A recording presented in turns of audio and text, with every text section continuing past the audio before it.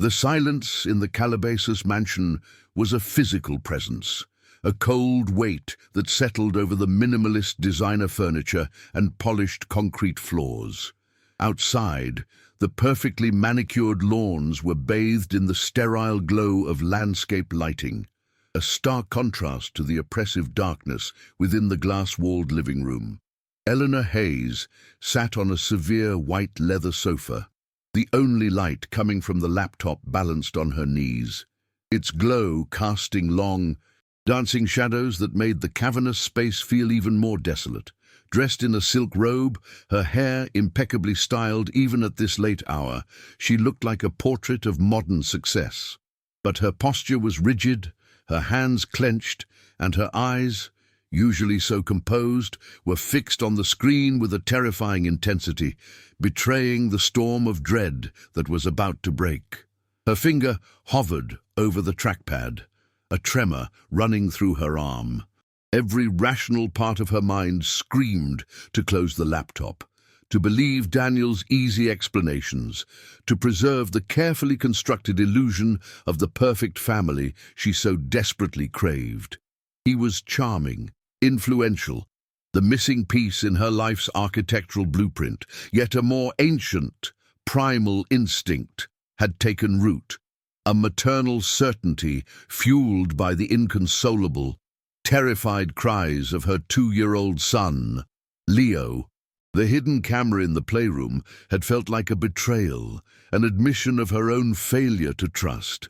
Now, in the suffocating quiet of her perfect home, she knew it was a last resort.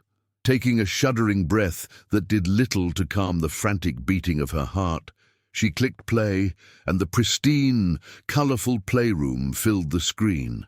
At first, the scene was deceptively normal. Daniel was on the floor with Leo, building a tower of blocks. He smiled, his face the picture of doting affection that had so completely fooled her. Then Leo, in a moment of toddler impulse, knocked the tower over. The shift was instantaneous and chilling.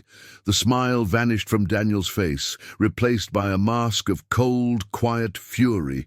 Without a word, he reached down, his hand tangling in Leo's soft blonde curls. He lifted. The footage was silent, but the horror was absolute. Little Leo was suspended in the air, his small body limp with shock, his legs dangling uselessly. His wide, expressive eyes were filled not with tears, but with a pure, uncomprehending terror that ripped through the screen and seized Eleanor's soul. The world tilted and then shattered. The air was forced from Eleanor's lungs in a silent, agonizing gasp. The perfect life she had meticulously designed and built crumbled into dust, revealing the monstrous truth it had concealed. A wave of guilt, so potent it felt like drowning, crashed over her. How could she have been so blind? How could she have invited this monster into her home, into her son's life? The question was a razor blade tearing at her conscience. But beneath the guilt and the shock, a different feeling began to burn, a white-hot protective fury that incinerated every other emotion. The image of her son's terrified face was seared into her mind, a catalyst that transformed her pain into unshakable resolve. Her life's greatest failure had just become her life's only mission. Stories like this, of the truths we refuse to see, are so incredibly hard to share. And your support in subscribing is what gives us the strength to continue telling them. The laptop screen went black, but the horrific image of her son, suspended and terrified, was burned onto the back of her eyelids. For a long moment, Eleanor didn't move, her body paralyzed by a cold that had nothing to do with the mansion's air conditioning. Then a shudder racked her frame, a violent, primal tremor that broke the spell. She rose on unsteady legs, her silk robe whispering against the cold floor as she moved through the darkened hallways toward Leo's room. The house, her masterpiece of design and control, felt alien and menacing, its clean lines and empty spaces now mocking her failure. Pushing open her son's door, She saw him sleeping in his crib, a small innocent shape in the soft glow of a nightlight. The guilt was a physical pressure in her chest, a crushing weight for every moment she had chosen to believe the charming lie over her son's desperate, wordless truth. She remembered meeting Daniel at a charity gala nearly a year ago. He was the perfect accessory to the life she was building. Handsome, articulate, from a family with an impeccable pedigree. He seemed to understand her ambition because he shared it. He praised her work, her discipline, her vision for the future. He spoke of family and legacy, using all the right words to fill the void she hadn't even admitted to herself existed. He was a mirror, reflecting back the image of the perfect partner for the perfect life she had designed. Looking back now, she saw the chilling precision in his performance. He hadn't fallen in love with her. He had studied her blueprints, found the structural weakness in her heart, and exploited it with the ruthless efficiency of a saboteur. Her desperate need for a complete family had been his entry point. Eleanor stood over the crib, her hand hovering just above Leo's chest, feeling the gentle rhythm of his breathing. It was the only real, honest thing in the entire house. In that moment, the crushing guilt began to recede, displaced by a cold, clear certainty. This was not about her failure anymore. It was about his survival. She backed away silently, closing the door with a soft click, and walked to her office. She didn't call the police. Not yet. Her mind, the same analytical tool that could design skyscrapers, was already calculating the angles, anticipating the counter-moves. Daniel came from money and influence. A hysterical 911 call would be twisted and used against her. She needed a strategy. She picked up her phone and dialed the number of her attorney, a woman whose loyalty she had trusted for over a decade. The time for emotion was over. The time for methodical dismantling had begun. The next morning felt surreal. Daniel returned from his early gym session with coffee and croissants, the picture of domestic bliss. He walked in, smiling, and stopped when he saw her standing in the foyer, her face a pale, emotionless mask. She had packed a single bag for him, which sat by the door. "Get out," she said, her voice devoid of any inflection. His smile faltered, replaced by confusion, then a flicker of annoyance. He tried to charm his way out of it, to touch her arm, but she recoiled as if from a hot iron. When he finally understood that she knew that his performance was over, the mask dropped completely. His eyes turned hard and cold. "You have no idea who you're dealing with." "Eleanor," he hissed, his voice low and menacing, "my family will bury you. They will make sure you never see your son again."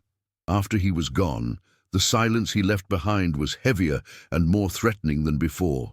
His words echoed in the vast emptiness of the living room, a promise of the war to come. She knew his threats were not idle. His family was a powerful entity in the city, with connections that ran deep into the legal system and the press. She was a self-made woman, but her success, which had once been her armor, now felt like a vulnerability. They would paint her as a cold, calculating career woman, a negligent mother who was now lashing out at a good man. The thought of the public humiliation, of having her life and her motherhood dissected by strangers, was terrifying. It's so hard to stand up and fight when you feel completely alone. And knowing people are listening to these stories by subscribing gives us the courage to keep voicing them. Eleanor could no longer stand to be inside the house. Every polished surface seemed to reflect her naivete. Every minimalist object a symbol of the sterile life she had prioritized over her son's safety. She packed a small suitcase for herself and Leo, grabbing only the essentials, and walked out without a backward glance. She drove not to a friend's house or a luxury hotel, but to a nondescript, mid-range inn an hour up the coast. The room was small, with generic art on the walls and a faint smell of disinfectant, but it felt more like a sanctuary than her Calabasas mansion ever had. Here, she sat on the floor with Leo, building a wobbly tower of blocks he had brought with him. As he squealed with delight, a genuine, happy sound, she felt a profound sense of relief. This was real. This was all that mattered. The first step was filing a police report. She walked into the station feeling composed, the video file on a secure drive in her bag. But the reality of the process was a slow, grinding erosion of her dignity. The detective, a tired man in a rumpled suit, listened with a practiced air of detached sympathy. He asked questions that felt like small, sharp cuts. Did you have arguments? Was he ever violent with you? Why did you install a camera instead of just talking to him? She understood it was his job, but each question implied she was somehow complicit, that her judgment was flawed. The legal system wasn't a shield, it was a labyrinth, and she was entering it alone, with the evidence of her own blindness as the price of admission. The bureaucracy felt like a second assault, cold and impersonal. Just as Daniel had promised, his family's legal team launched their offensive. Within days, the story was leaked to a notorious gossip blog. The headline was brutal: "Architect mogul's bitter breakup. Sources claim custody battle fueled by false abuse allegations." The article painted her as vindictive and emotionally unstable, a woman using her son as a pawn. Her friends and business associates started calling, their voices laced with a mixture of pity and suspicion. The public judgment she had feared became a reality. Strangers on the internet dissected her life, calling her a liar, a bad mother, a monster. The very foundation of her identity, built on competence and control, was being systematically demolished in a public forum, and she had no power to stop it. The relentless attacks began to wear her down. Late at night in the anonymous hotel room, with Leo asleep in the portable crib beside her, the shame and guilt would creep back in. She would lie awake, replaying every moment with Daniel, searching for the signs she had so willfully ignored. Was she a bad mother? Had her ambition blinded her to the danger right in front of her? The public narrative was seeping into her own consciousness, poisoning her resolve. She looked at Leo, who had become clingy and prone to startling at loud noises, his little body still carrying the trauma. His fear was a constant, silent accusation.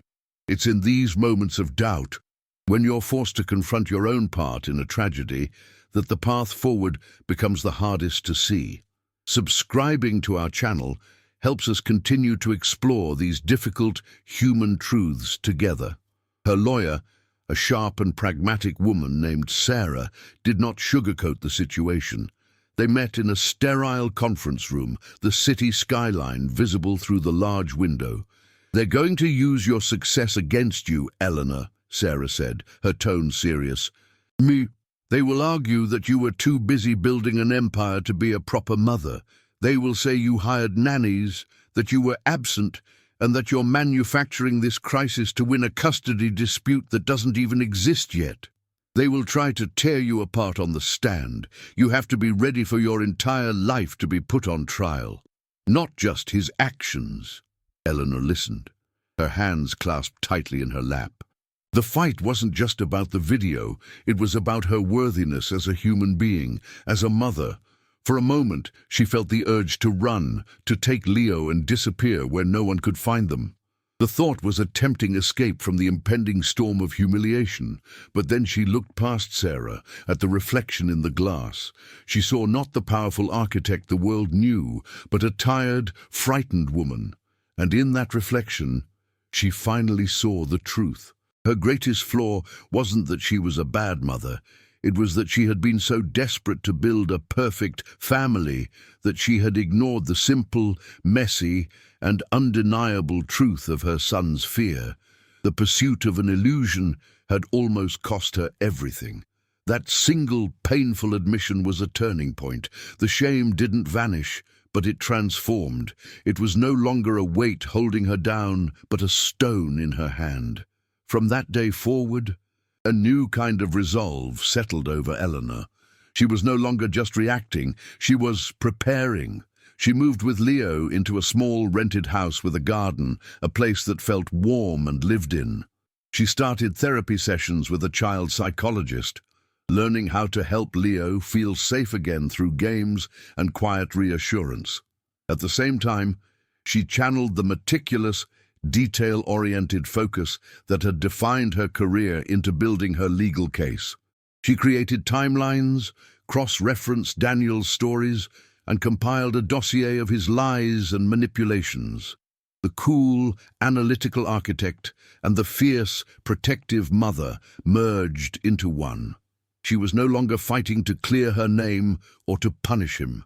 She was fighting for the simple, undeniable truth of what happened in that playroom. The day of her testimony, the courtroom felt like a theater designed for her humiliation. Daniel's lawyer, a man with a practiced, sympathetic smile that never reached his eyes, paced before her.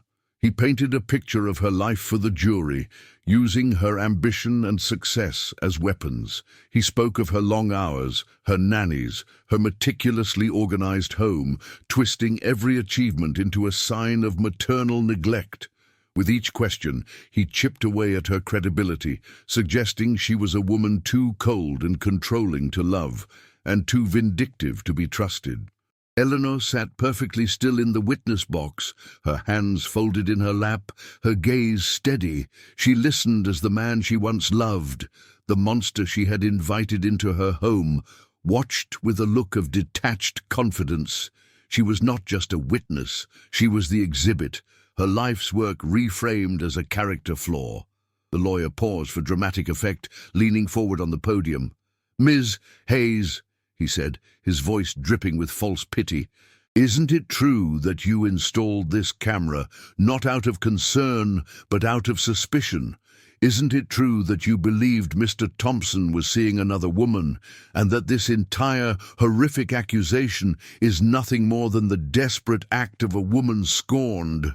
The accusation hung in the silent courtroom, ugly and potent. It was the final, calculated blow, designed to shatter her composure and reduce her testimony to a cliché of female hysteria. Eleanor felt the jury's eyes on her, their faces a mixture of doubt and curiosity.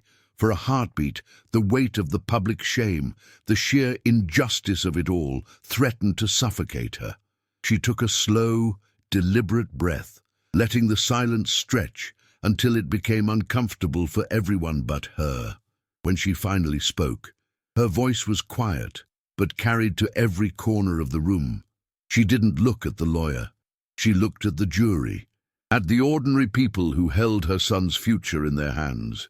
"I was blind," she began, the admission stunning the room into absolute stillness. "I wanted a perfect life so badly, a perfect family, that I chose to see only what I wanted to see. I ignored my own instincts. I ignored the signs. I failed to see the man sitting right there for what he truly was." She didn't raise her voice or shed a tear. It was a confession, not an excuse. It was the raw, unvarnished truth of her own complicity in the illusion, and in its devastating honesty. It was more powerful than any denial she could have offered. Her gaze then shifted, moving from the jury and landing, for the first time, directly on Daniel. His confident smirk faltered. "I may have failed to see the truth about you," she said, her voice gaining a strength that was both steel and sorrow. "That failure is a burden I will carry for the rest of my life. But I will never again fail to protect my son. In that house of glass and lies, his fear was the only real thing, his crying was the only truth, and I finally listened." The words settled over the courtroom, not as an accusation, but as a declaration of unwavering purpose. Her pain had been forged into a shield, and her guilt had been transformed into an unbreakable resolve. She was no longer the victim of his deception. She was the guardian of her son's truth. The guilty verdict was delivered with a quiet finality that felt less like a victory and more like the end of a long, painful fever. There were no triumphant shouts, no tears of joy. As the crowd murmured and the press scrambled, Eleanor felt only a profound, bone-deep sense of relief. The public noise faded into the background, and all that remained was the quiet certainty that Leo was safe. She had walked through the fire of public humiliation and emerged not unscathed, but whole. Her justice wasn't loud or vengeful. It was the silent, steady beat of her son's heart, safe in his own bed. Finding the strength to speak a truth that no one wants to hear can change everything, and when you subscribe, you help us give a voice to so many more who need to be heard.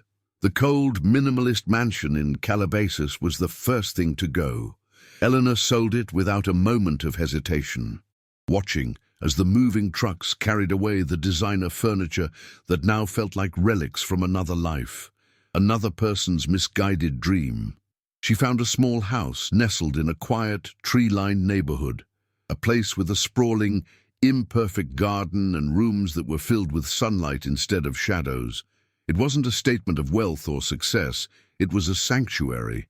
Here, the silence wasn't oppressive, but peaceful, broken only by the sound of Leo's laughter as he chased butterflies in the backyard. She spent her days not in boardrooms or on construction sites, but on the floor with her son, rebuilding their world one colorful block at a time. The guilt hadn't vanished completely, but it no longer felt like a crushing weight. Instead, it was a quiet reminder of a lesson learned in the most brutal way imaginable.